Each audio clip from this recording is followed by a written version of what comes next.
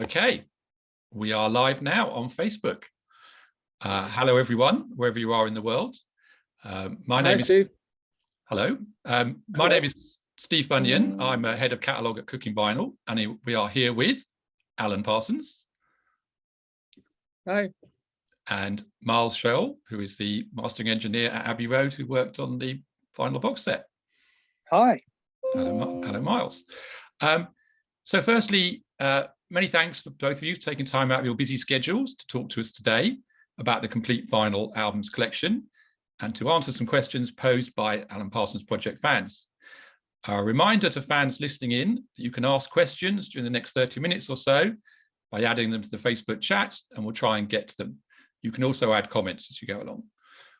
Also, at the end of the session, all fans will be entered into a competition to win a set of test pressings from the box set. So we can start with Alan.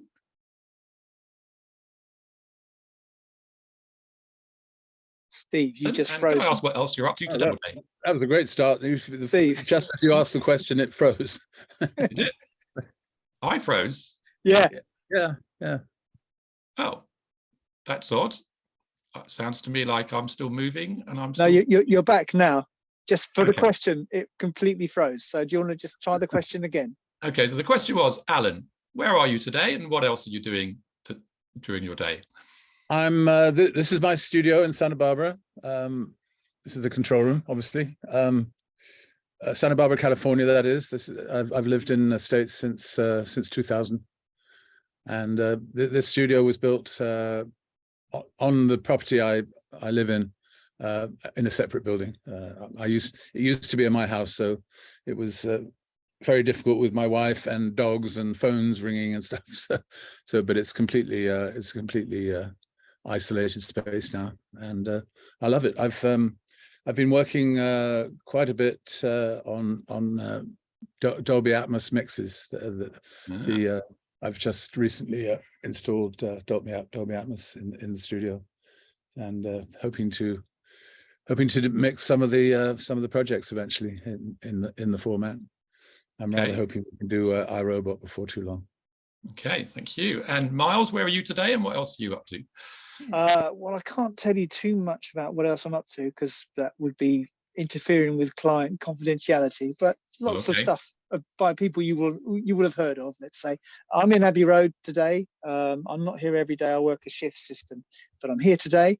I could try and unhook the laptop from the power supply and give you a quick tour of the room. I'm in the studio that I do the work. So console is here. You see that? There we go. Up there behind me, that's a disc cutting lathe. That's a modified Neumann VMS 80. Well-known box set right there. Ta-da! Sorry, it's difficult to look at the screen and do that. There we go. My wonderful tube compressor here, and yeah, my monitors, PMC monitors that I use. So yeah, here at Abbey Road, and I'm in a studio that's in the house. I'm not in the sort of building that was built in the back of this build, in the garden, which is the main part of the studio. I'm one of the 3 studios I have here that's actually in the house that you walk in from the street. Right. And everything behind the house was what they built in the 1930s to make the studio. Okay, and Alan, you obviously worked at Abbey Road. Do you recognise this room that Miles is in? I think so. Is it room number? What's the room number? 30. Miles? 30. Yeah. Room 30. I remember it. Yeah, sure. Yeah. Cool. One of my closest friends ever was Chris Blair, who used to do Miles' job, who sadly died a few years back. But he was a great talent and a wonderful friend. So I miss him still. But yeah, he was a great engineer. And one of the rare things in this business, you never hear a bad word about Chris Blair. Everyone loved him. Everyone loved him. Yeah, oh, great. Okay. The complete Alan Parsons Project vinyl box set contains 10 studio albums recorded and released in an 11-year period, plus the Sicilian Defense, if I can say it, which we'll come to later. That is some prolific output by anyone's standards, especially when the lineup for each album, even for each song, could change. Could we ask Alan, by taking us through a question fans are always interested to hear about. What was the kind of writing and recording process for the Alan Parsons Project? Well, at the very beginning, it was just an idea. Eric Woolfson, who was obviously the other half of the partnership, which was the Alan Parsons Project, he kind of said, looked at the success of Dark Side of the Moon. He says, I think we can make our own Dark Side of the Moon. And that's kind of what we set out to do. But the identity of the artist, the Alan Parsons Project, that didn't come until everything was boxed up at the factory, literally almost at the factory, when it was decided that the act would be known as the Alan Parsons Project. It had just been literally referred to as the Alan Parsons Project. How's the Alan Parsons Project going? Oh, it's going great. And the master tapes have just got delivered, and what are we going to put on the artwork? And then the boss at the label in America at 20th Century Records, Russ Regan, said, the Alan Parsons Project has a nice ring to it. I think that should be the name of the act. And that's what started. And how did it work in terms of the songwriting process and then the work in the studio? How was that shared out between you? Eric had plenty of song ideas. I had song ideas too, and he encouraged me to write. And it just became a thing. He would, when we would start each album, we would both come in with demos. Most of my demos were instrumental, sometimes with a little vocal la la la over the top, but that's how it generally started. And the precision stuff all happened in the studio. We just did changed the structures, decided how many bars each section of each song would last, how many verses, how many choruses, whether it's a fade out, whether it has an ending, all that kind of stuff. That was all done with the band in the studio.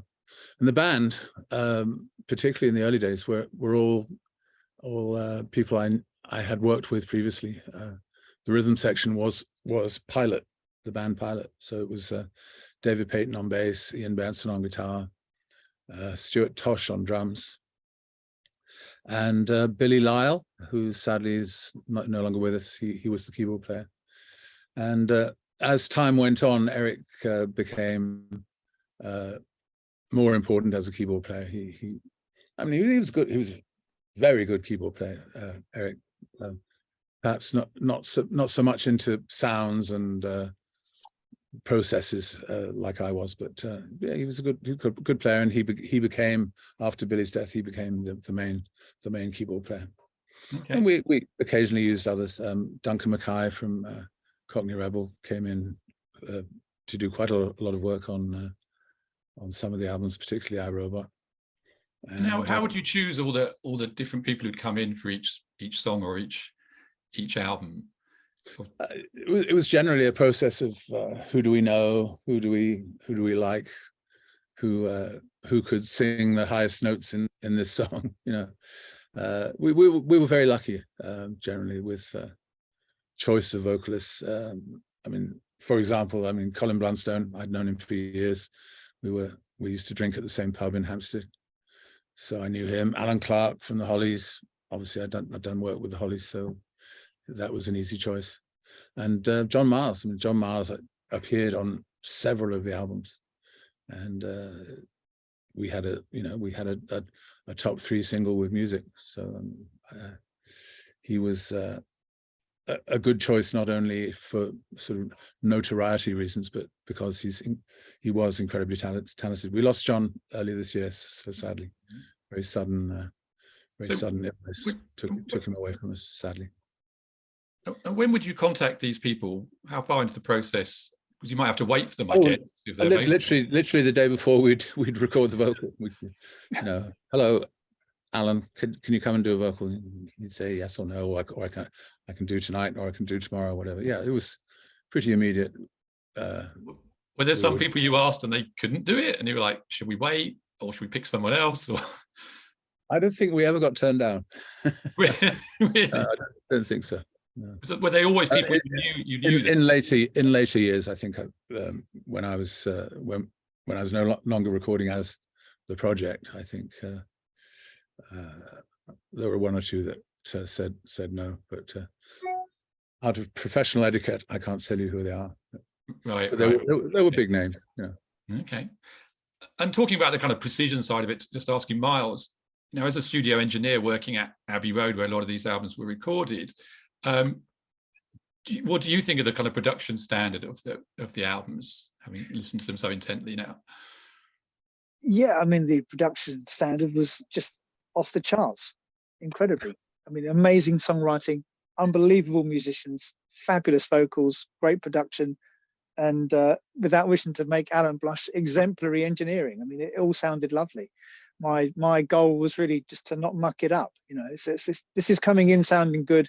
Let me just try and leave it alone as much as possible. Just send it on its way, because the more bits of kit that I run the signal through. I mean, I just showed you the console earlier.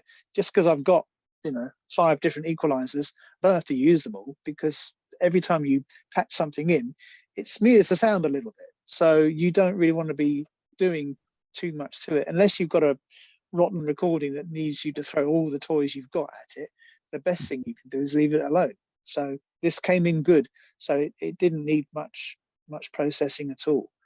Okay. A few little repairs to some damage to the tape here and there, but not very much. Just the odd dropout and stuff I could fix, because the software tools for doing those are very, very good now. But really, I was just sitting there thinking, well, sounds lovely. Don't really have to do very much. Just be very careful with it. Kid gloves, really. Yeah, and then you would. It has to be said that the first few albums were recorded with vinyl in mind. I mean, CD hadn't appeared by that time. So yeah. So it was ready to go for vinyl, and that was the only format. EMI had stopped selling tapes by then.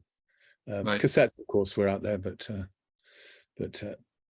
we would like to forget cassettes. I completely condemn the cassette format as being a terrible thing.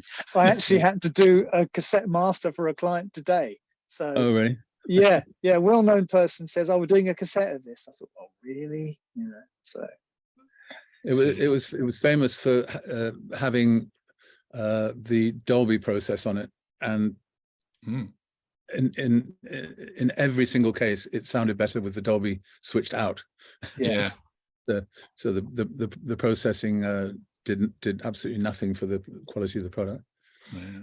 And in the case of this box set, so each of the masters, as Miles completed them, he was sending them to you, Alan, to you to listen to and check through. Was it important to you that it was being done by Miles at Abbey Road? I think you asked me very early on in the process, going, "Have you spoken?" Oh yeah, I mean, Miles has a fantastic pedigree, fantastic reputation. Yeah, I was very, very pleased that he was doing it. So yeah. Okay. And another kind of technical question, maybe I can ask you first, Alan.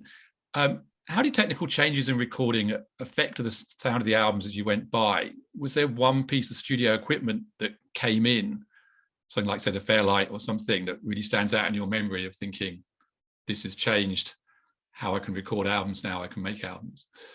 The Fairlight was an interesting piece of technology that did make quite a difference. I mean, it was the first keyboard sampling device.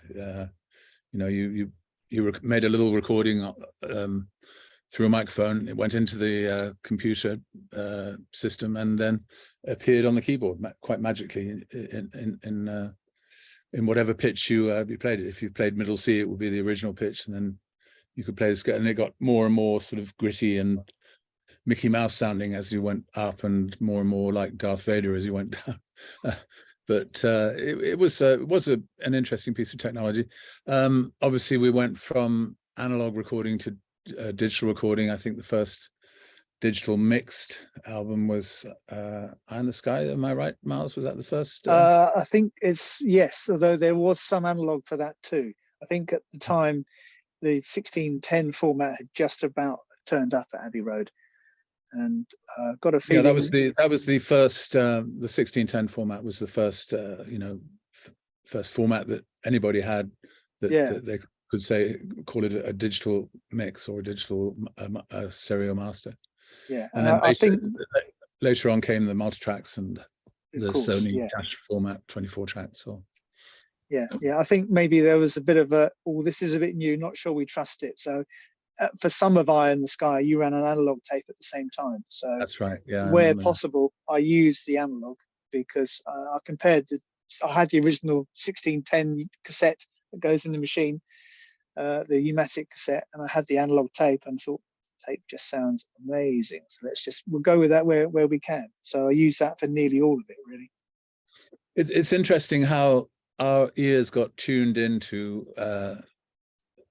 the CD format as not being ideal. I mean, when it first came out, everybody said, "Oh wow, this is great! It sounds wonderful, and there's no pops and crackles, and it's it's got lots of punch, and it sounds good." And then our ears became educated to what improvements could be made, and we started looking at higher sample rates, higher bit rates, and everything I do now, for example, is 96 kilohertz, 24-bit, whereas the CD format was 16-bit and 44.1 kilohertz sampling rate, which most people by today's standards will say it's just not good enough. Yeah, well, it was cutting edge in its day, but it was certainly. yeah. I mean, we've, as you say, we've learned what to listen for now. We were so wowed by the lack of crackles and problems that we actually hadn't focused on what is it not getting right, and that takes a while to kind of work that out. Sure. And yes, our ears got better. Yeah, we learned to listen to what there were with the problems there were with the CD format. Okay, just to go back to the Fairlight, I remember going to a talk once with Trevor Horn talking about the Fairlight and how every day they'd sort of wind it up and it would whir into life, and they weren't sure whether it would have saved what they'd done with it the day before. Was it like that with you? Could you trust it? I wouldn't call it a mastering format by any means.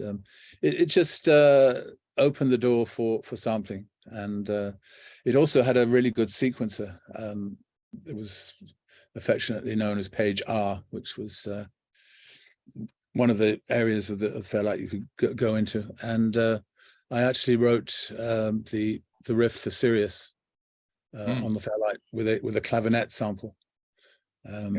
Clavinet's a keyboard popularized by Stevie Wonder on Superstition, and I just made a loop out of that sample and added some tape delay, which was it wasn't tape delay. It was very early digital delay, I suppose, as it was in the Fairlight, and that's what you hear as the opening riff on Sirius.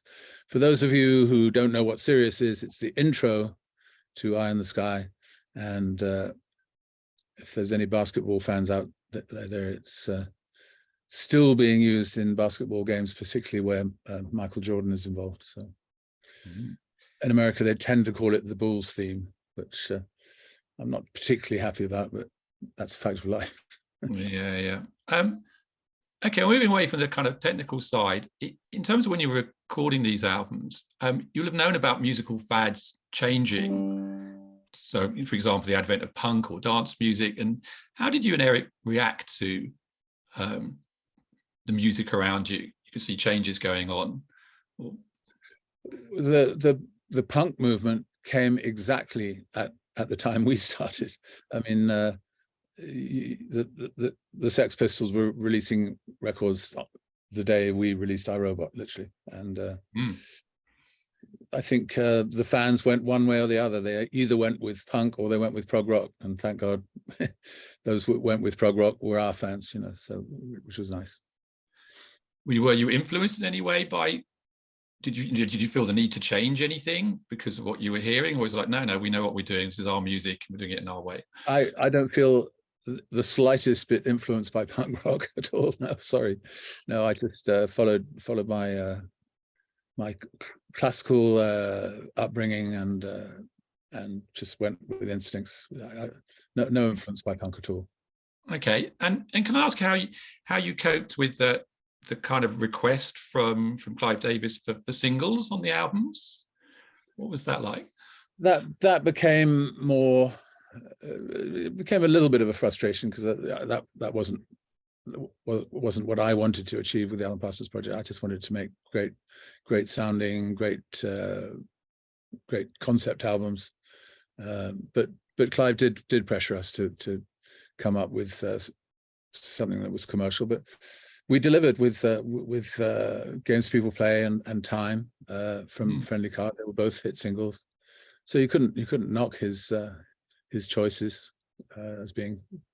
Were they kind of hard to write? Were they like not what you really wanted to write and record? You think, okay, well, I'll do it this way because that's what Clive wants, or? I think the back of our mind when we were recording it says, oh, Clive will like this, or Clive won't like this. So he was there. He never actually came to any sessions, but he would listen to rough mixes and saying, I think this song has a shot at the chart and so on. But okay, yeah, there was a certain amount of frustration on my part, but hey, we had a successful period with Clive, and I'm very, very proud of that. Okay, and was there any pressure to tour at all? There was pressure, but we just didn't want to do it.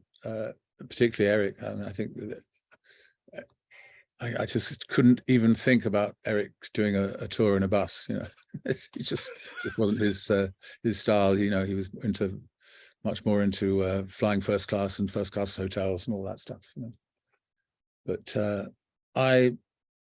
I started touring live because I felt the need to promote myself as a solo artist, and I was actually unable to work with Eric for a long period through an unfortunate court judgment, which prevented us doing anything, or and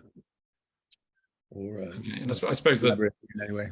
The lack of touring meant that you managed to keep going back into the studio and recording album after album without that pressure of having to tour around the world. Yeah, but with Try Anything Once, we felt the need to promote it in every possible way, and that's when I collaborated with Ian Benson, Stuart Elliott, Andrew Powell, to form a live act, and that's what we did. We did a tour of Germany.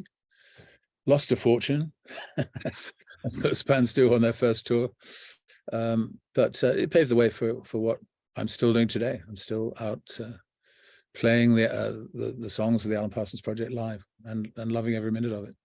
Great.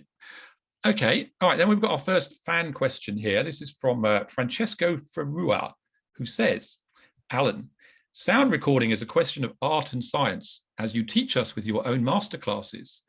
But what's more important in the end, the art or the science? Hi, Francesco. I know we know each other.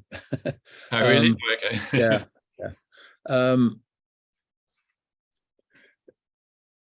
I think they're both important. The science element is what I grew up with. I grew up at Abbey Road, learning engineering practices and watching other engineers at work, and great engineers, of course. The likes of Jeff Emmerich, Ken Scott, Peter Bowen, Peter Vince, all wonderful engineers. So the science aspect, yes, I learned to discern what was a good sound and what was not a good sound. That was part of the upbringing and the training. The art part, that's down to the songwriting and the performances of the artists. Very important. I mean, so I wouldn't say either one is more important than the other, but they work together to make the final cohesive product. Okay, and the same question to you, Miles. Really, you work, as you said, with all that amazing equipment there, and you can enhance the sound of recordings. But is there a temptation sometimes to enhance it and sometimes to go, well, no, this is the original, I've just got to leave it? Or how do you wrestle with that?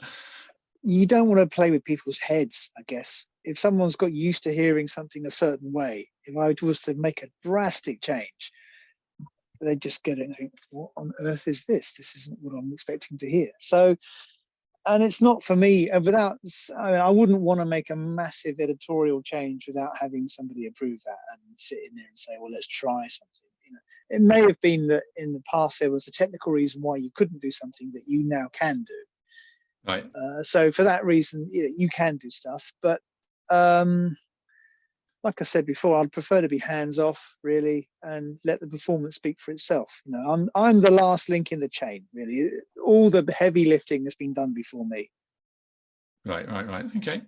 All right then. I've got a question. It's a trick question. How many grooves are there on the average LP side? On the side or the LP? On one side of an LP. How many grooves are there? Average of one. Yeah, it's one, isn't it? One. Yeah, it's one. Yeah. It's a spiral. I think I remember that joke from the 1970s. It's come back to me. Yeah. But actually, there was a Monty Python record. I'm sure you know about this, Miles, where they actually cut 2 grooves. Or even 3 grooves, and each time you put the pickup down, it would be different. You didn't know what one you were going to get. Yeah, you didn't know which one. Really hard to cut. It's really hard. Yeah, and I did one once for a company, and amazingly, we got it right first time. You normally never play the master cut that you send to the plant because it damages it slightly. But obviously, for a kind of double groove record, you have to just check it because something may have gone wrong. I think there was a horse racing game, wasn't there? That had 6 grooves. Oh wow! 6, yeah. I knew the person who cut that, but right. So I did the first one I ever did. I was so chuffed that it worked first time, and sent it to the factory, who promptly damaged the lacquer. Oh no! And the recut took about 5 goes. Oh shame. It's life. The other famous cutting piece of history is the run out groove on Sgt. Pepper, isn't it? Yes. Have you heard any stories about that, Miles? No, I have had to cut that because there was the 2017 Giles Martin remix. They didn't remix the run out groove montage of sounds. We just had to redo it, And yeah, that took a few goes too. And I was doing those at half speed as well. So get it wrong 3 times. That means you've got to listen to it 3 times before you get it right. So I'm not sure if the original even was carefully calculated as being exactly what you hear when it hits the loop. Length of the loop is exactly 1 revolution of the lock. But I've never heard an original A1 B1 pressing to hear whether Harry Moss actually got it right. But I'm sure he did. He was professional. But I don't have an original pressing. But yeah, the length of the loop at the end. Yeah, I remember being one of the first to handle the master tape because I was working at Tape Records in Hayes, and there was this mysterious bit of leader tape after the last song, and then this little section of tape this long before it hit another piece of leader, and it said something concentric. Is it sometimes known as the concentric? The concentric groove. It would be. Yeah, that would just be the lock groove. Yeah. Anyway, I was completely baffled by it. I had no idea. Of course. So were you making the pre-recorded open reel tape? Is that what you were doing? We were, and making copies for foreign factories as well. Sure. Because every factory had to have its own master tape, and that was that's just the way it was. Yeah. Or at least its own master lacquers. Yeah. Talking of master tapes, a number of fans have asked us about the source material for the box set. I wonder if you could tell us, what you actually worked with Miles to make the new box set. Kind of multitude of sources, really. In the past, I've worked on the very first album, Tales of Mystery and Imagination. I've worked on that, and I've worked on Eye in the Sky, and I was fortunate if I kept flat transfer copies of those tapes, so I had those, which was good because Universal didn't give us a high resolution copy for this box, but I had one, so we used it anyway. And everything else was taken from either from Sony's higher resolution transfers from their masters, or Sally Woolfson, the custodian of Eric Woolfson's tape library. She has a set of duplicate tapes, and a lot of those actually sounded better than the original masters, just because they hadn't been played very much. I think Eric just stuck them on a shelf and left them, from what I can gather, because they sounded like brand new, fresh tape. So I would sit down with all the different things all the different files I had, and just work my way through it and think, well, which is the best one? And sometimes it was Eric's tape, sometimes it was Sony's high-res transfer, and sometimes it was what I already had. We just tried to find. We had a speed issue on one of the albums. Yeah, friendly Tale card. of a Turn of a Friendly Card. Yeah, tell us. Yeah. I was going to ask you about that. Tell us what you found out, Miles. Well, I had all the transfers. I had Sony's one, which sounded nice. Then I put on Sally's tape, Sally Woolfson, Eric's daughter, and I thought, this sounds incredible, but it's going a lot faster. And I just thought, it just sounds right though. The other one sounds slow. But I have a really good friend who's a massive Alan Parsons Project fan, and he's a bit older than me, and he's got an original pressing cut by Chris Blair, the Arista Records A1, B1. So I thought, well, he would have had the master tape. Alan, I guess, was with Chris for the mastering session. It's all got approved and released, so this must be the right speed. So although I used Sally's tapes, I slowed them down to match everything else. Then sent it to Alan. He said, "It's at the wrong pitch. Why is it going so slow?" So it turned out. It turned out that in the end, we just tuned it to concert pitch. Didn't we? Exactly. It's possible the original release might have been a little fast. Yeah, I think it's always been slightly wrong.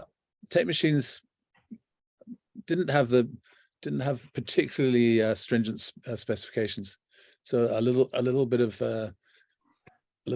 slowness of the tape recorder would result in ultimately the playback sounding fast, and vice versa. If the recorder's running fast, the result might be slow.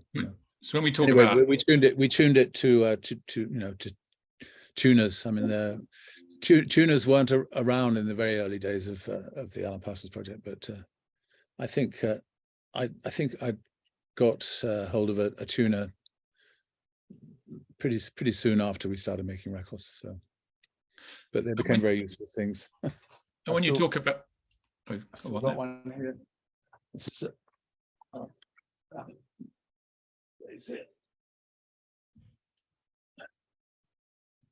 This is a Korg tuner from the mid 70s. Sorry, it's still going strong, and you can make it play a pitch, and you can listen to it, and it'll show you whether any particular thing is sharp or flat. It's great. So when you talk about the tape being fast or slow, would most people be able to hear the difference? Oh no, it'd be a subtlety that most people wouldn't notice. Right. Very, very few people have what we call perfect pitch. In other words, they can hear a B flat, or they can go, that's going to be a B flat. I'm not one of those people. No, me either. But it's a great gift to have. George Martin had it. He was able to. Okay. So detect what keys something was in, or what a chord was, and so on. Okay, so I was going to say this was actually a question from Pontus Lindahl from Finland. He was asking, was there something new you discovered or learned from the recordings when you were working on them? So I guess that was the big kind of discovery. There was something that possibly been released at slightly the wrong speed. Yes. The issue that hadn't come up ever until this box set. So okay.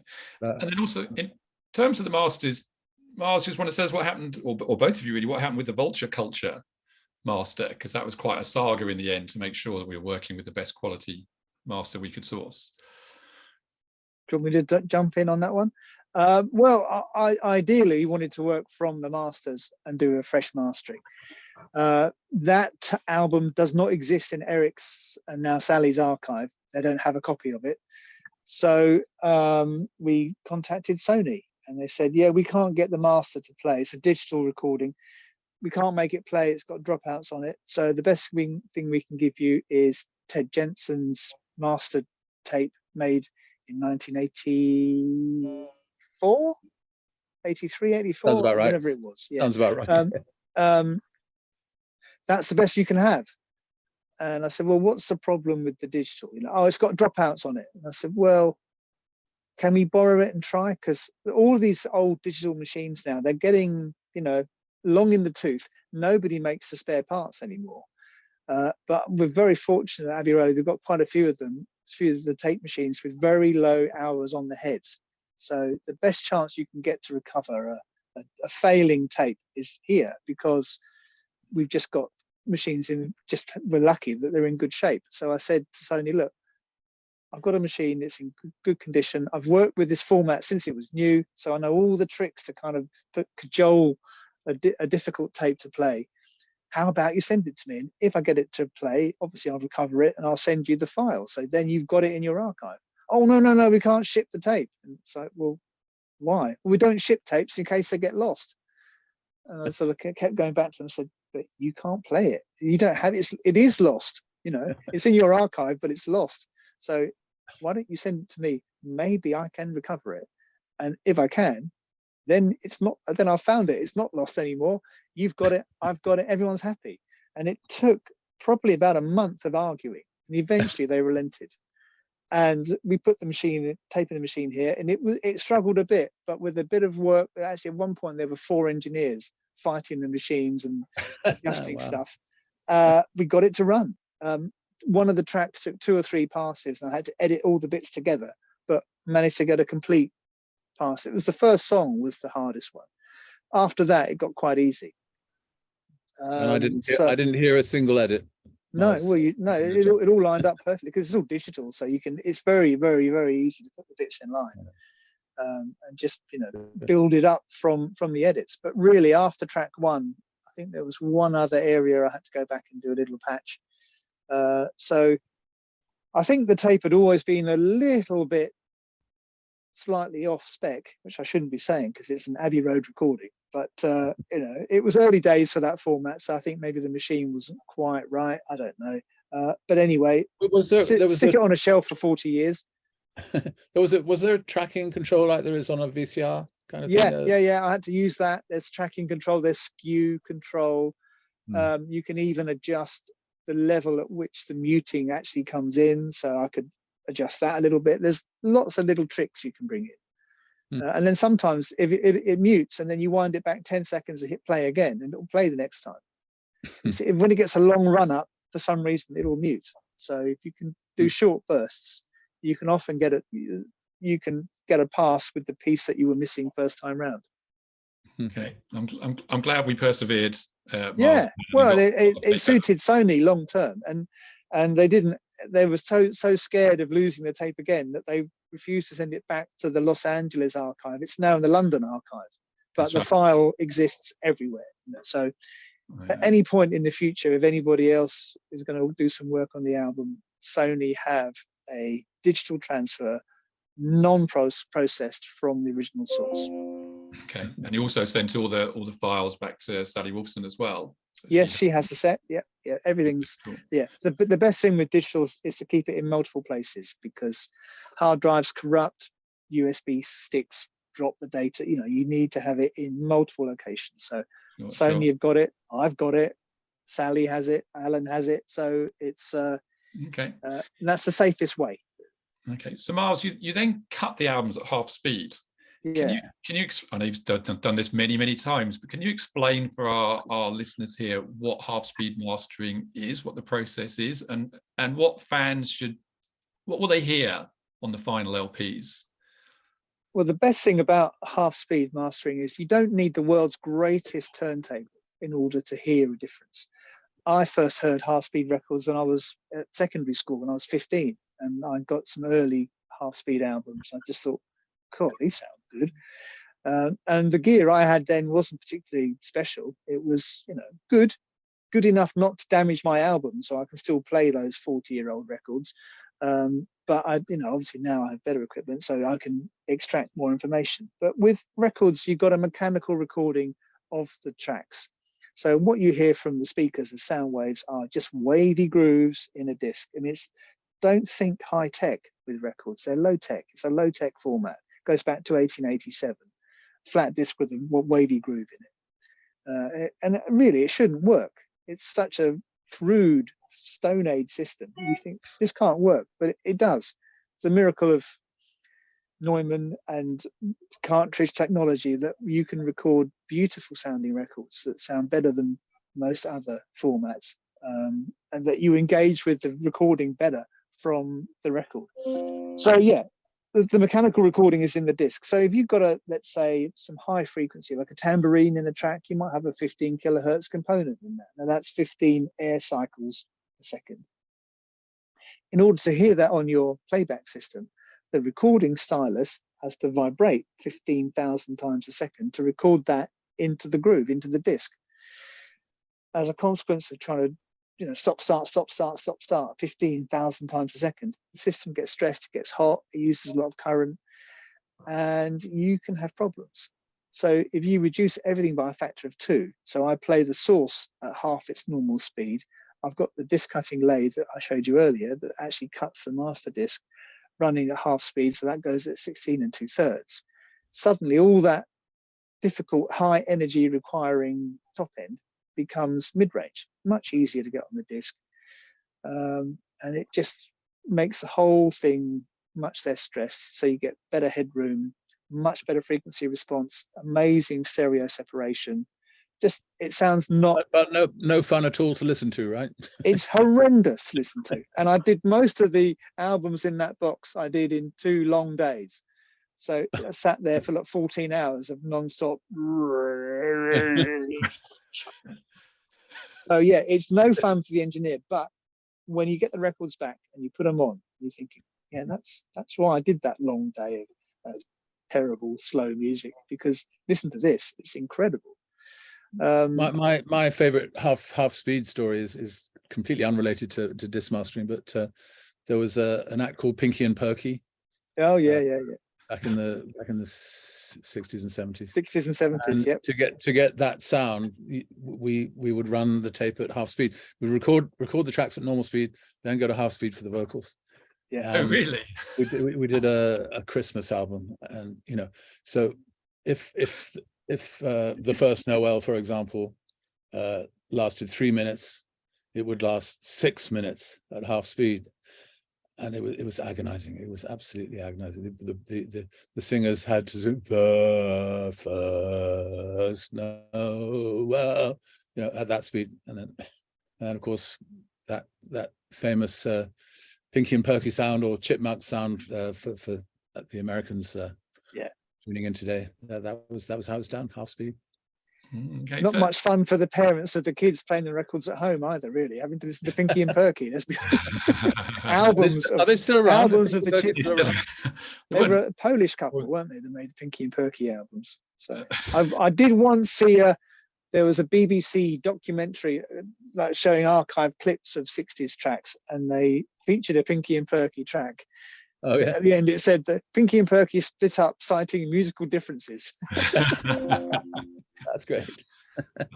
So Alan, in terms of these working these albums, so there's been a CD box there, and there's been a number of the albums been reissued on 5.1 mixes. But are you surprised at the enduring popularity of vinyl? Is it such an old format that it's come back into fashion?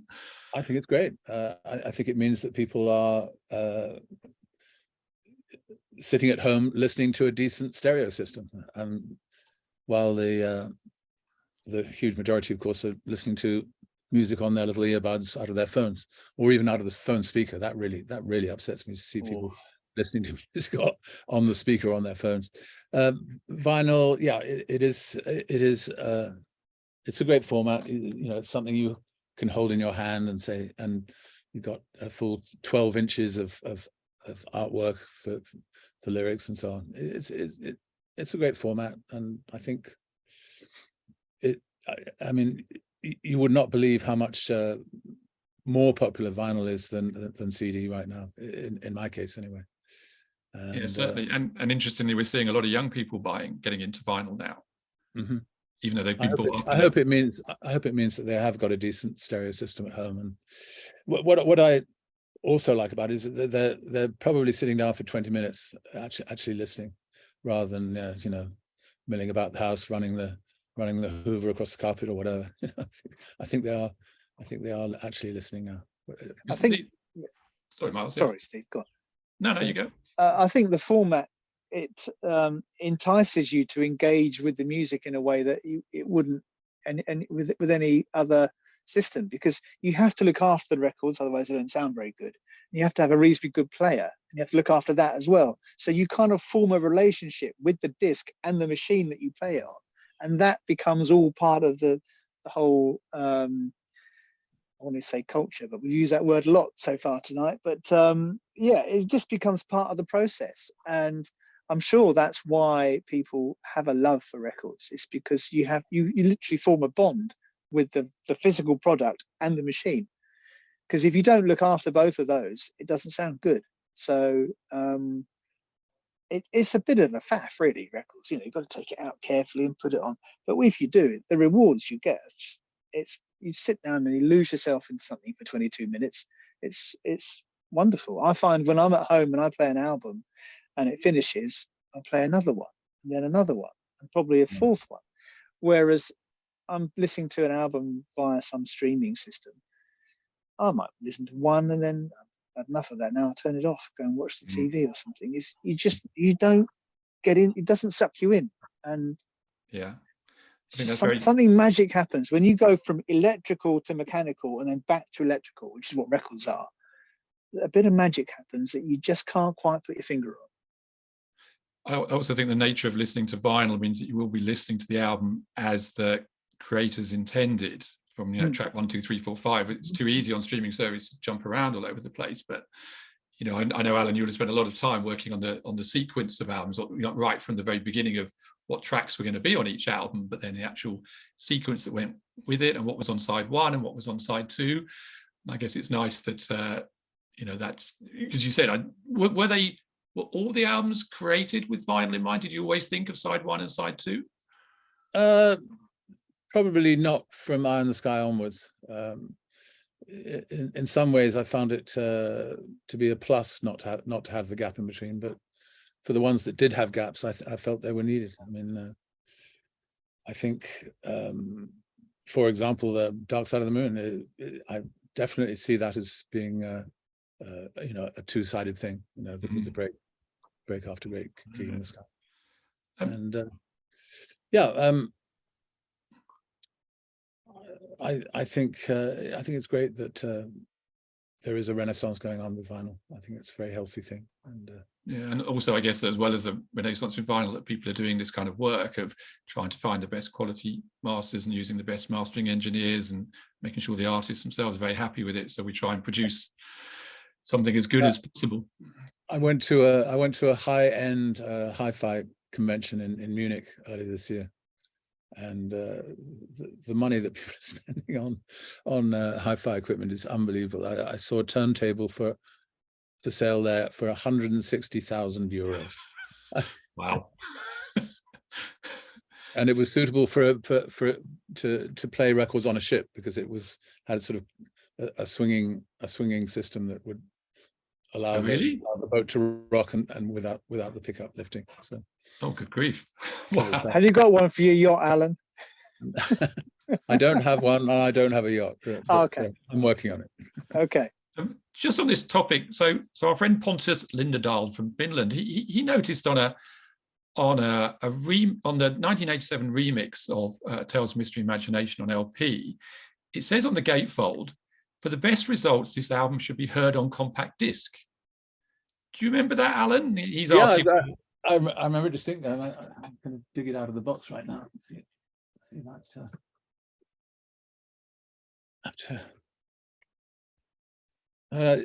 It's great that you actually recreated the whole original edition, you know, including the tracing paper, which was. Oh yes, the tracing paper was quite a problem, but we got it. Oh, that comment would have happened on the 87. This is the original, not the 87. I'm pretty sure. Yeah. Yes, it's the original. We would have in 1987 been full of the joys of CD, and we thought it was great. And yes, I would have stood by that comment then, but not now. I'd say play the vinyl. Yeah, it'll be better. Okay, thank you for that. Another fan question from Stephen Edwards. He talks about. By the way, I have to compliment Steve Cooking Vinyl on the quality of all these thank you.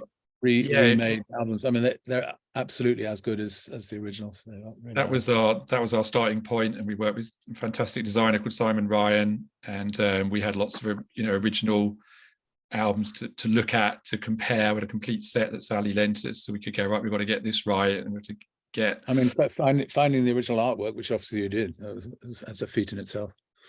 So. It is, everything to us at Cooking Vinyl. The starting point was, you're probably only going to make this box set once. So if we're going to sum up an incredible career here, we've got to do it to the highest possible standard across the quality of the material and the packaging and presentation. So, thank you. You guys did a great job, and Miles, you did a great job with the mastering. So, a sort of public thank you to you both. So, it's a team effort. Everyone pulled out the stops from the original recordings Indeed. Right through up till today. So, I'm very proud to be part of the team. And our fan Stephen Edwards asked how long the whole project took from start to end. So I think I can actually answer this one. It's actually been about a year now from when I think I first contacted you, Alan, to say we were looking at this, and then started talking to Miles. About this time last year? Yeah. Yeah. I think the mastering took about 5 months. Me getting COVID in the middle of it didn't help. That kind of took me out of the game for some time. And literally just some of the time it was, well, we've done it, but we found a better source. So let's scrap everything we've done and start again. And that happened for several, including Vulture Culture, because we thought we weren't going to be able to get hold of the original source because Sony weren't going to release it. And there were a couple of others where a better source turned up after we'd kind of gone through the approval process. Yeah. And then there was another. Well, hang on, this sounds better. We need to do it again. Yeah, sent it off to Alan and everybody else, and it's kind of, yeah, it's better. Okay, then. So, yeah. And then there was a whole other approval process of approving the test pressings, some of which were fine first time round, some of which we asked to get them redone when you listened. Yeah. With 11 albums, they're never going to get 22 sides exactly how you want them. So that's par for the course. I'd have been astounded if we'd got all of the sides right first time. Yeah. So it was important. We just knew that it would take as long as it took. There were some sort of time pressures, but it was just like, well, we're only going to do this once, so let's just make sure we get it right. Yeah. Some fans have asked about coloured vinyl. I wonder what both your thoughts are on coloured vinyl. Is it a good thing or a terrible thing? I have no particular comment. I mean, it's just a different colour as far as I'm concerned. It makes it more collectible, I suppose, to have all the different coloured vinyl editions that are out there. Correct me if I'm wrong, Miles, but I don't think there's a quality issue on coloured vinyl, is there, or is there? There used to be in the 70s when it first became a big thing. Not anymore. I mean, to make black vinyl black, they have to dye it black. The purest vinyl is sort of like a milky translucent color.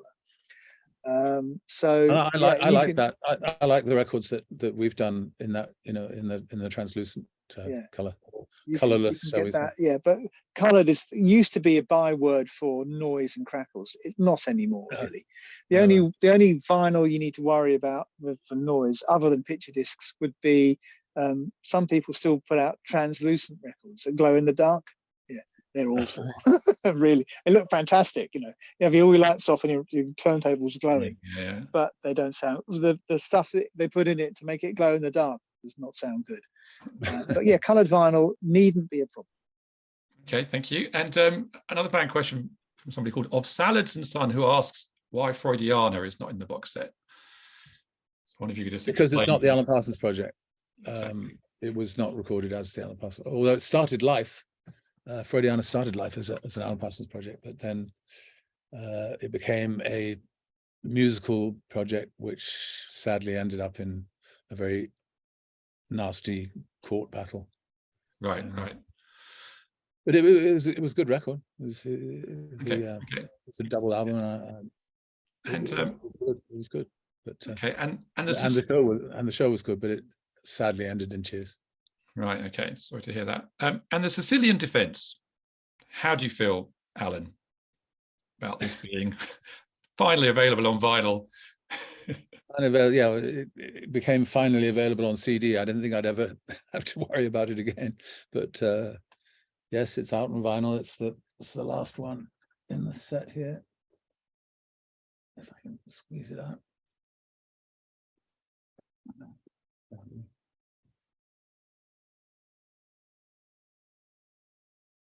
There it is. It was never intended to be released. It was a what's become affectionately known as a contractual obligation album. We had one more album to deliver, so we delivered this. We made it in like a day and a half, and it was just, not taken seriously at all. And I still would have preferred that it never came out, to be honest. But I know there is this thing, isn't there? It completes the collection, I suppose. You can say it's I think so. And often, in my experience of working with lots of fans and lots of artists, they often want unreleased material. They often want the things that haven't come out, and often the artists sometimes going, "Look, there's a reason it didn't come out. I didn't want it to come out. I didn't finish it." But do you? I mean, I've listened to it quite a few times now, and I like it. For you. No. Were you at all happy with any of it when you recorded? Oh, there were. I think there were two tracks that could have become good songs.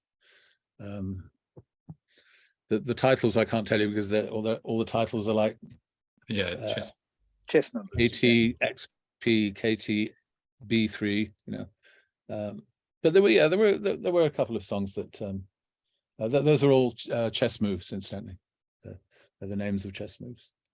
And the Sicilian Defense is a chess strategy. So it was kind of it's kind of appropriate that it was our strategic delivery to the record label at the time.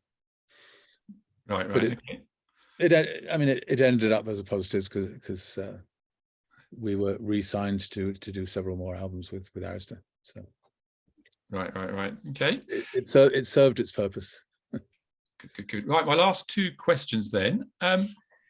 So overall, when you see that box set there, all kind of 6 kilograms of it, and it represents a remarkable legacy that will be celebrated for many years to come. Is there a feeling of satisfaction, Alan, with the work that you and Eric did with the Alan Parsons Project, or are you always restless to make that record? It's a great set.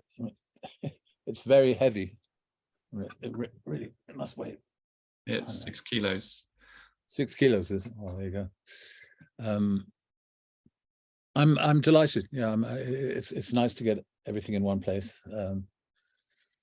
and the best possible sounding products too as well. So, which is great.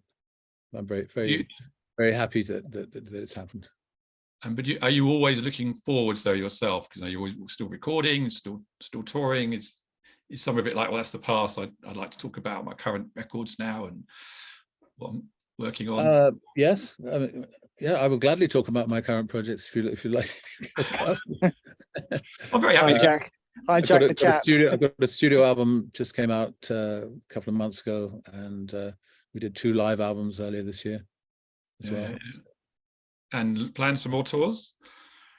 No immediate plans. We're doing a thing called the On the Blue Cruise, which is on a cruise ship. That's in late January, going into February. The Zombies are doing it. Al Stewart's doing it. Steve Hackett is doing it. So we'll be in good company. Should be fun. Okay. All right. Then my very last question for today. So our is over. It comes from a young fan, a Japanese fan. I think pronounced the name Ataro Aoki, who says, "Hi Alan, I'm a 20-year-old Japanese fan. I discovered your music just last month and I'm hooked. My dream is to become a musician. I want to be able to write and produce beautiful songs like yours. Do you have any advice on how to pursue a career in music? I think the best thing that he can do, hi, thanks for writing in, is to work with others.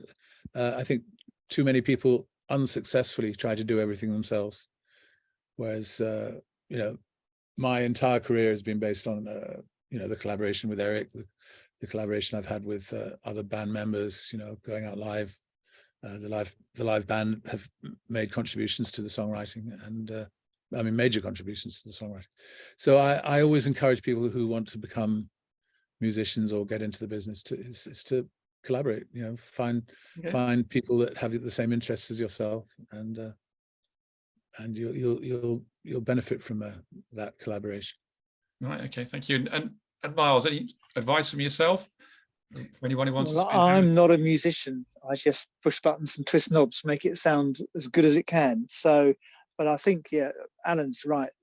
Often working with somebody else, other people, somebody will just throw a crazy idea out and it just flies, and you go off in a direction you hadn't planned, which you would never have done on your own.